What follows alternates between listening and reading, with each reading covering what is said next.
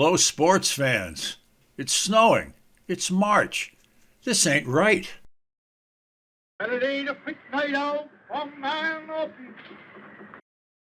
So here I am in the shop.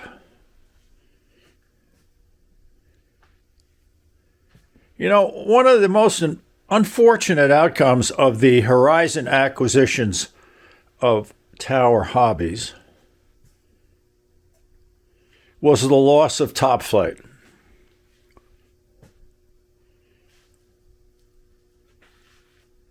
The Top Flite P-47 was my first giant scale warbird.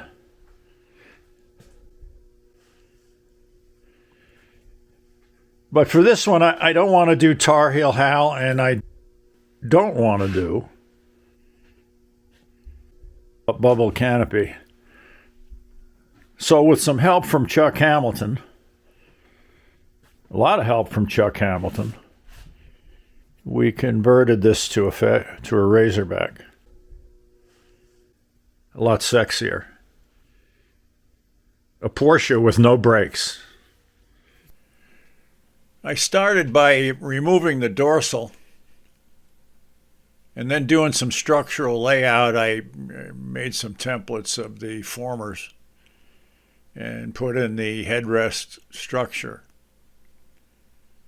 Now, I haven't built a kit in a long time, and this is a little tougher than that.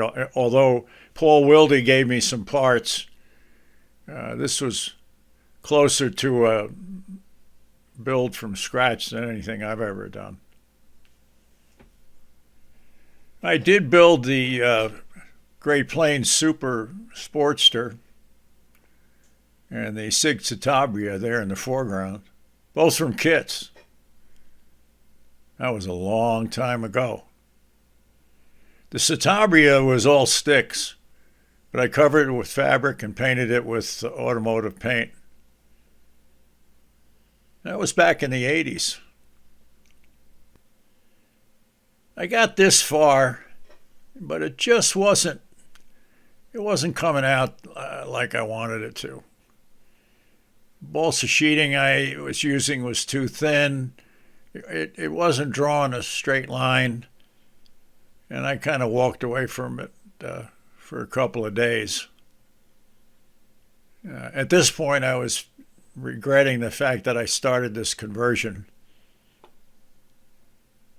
Chuck gave me a call. He'd been out of town. He said, "Bring it on over." I was ready for that. He pretty much stripped my work back to the fuselage and started over. We recut the formers, used some thicker sheeting, and then Chuck knew how to lay this stuff out. Didn't take long before I could see that we were on the winning side again. Back home again,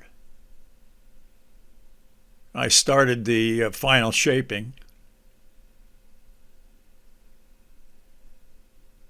Cut the angle on the actual Razorback sheeting. Doubled up on the cap strip on the top of the Razorback, let that dry. And then worked on getting that all shaped.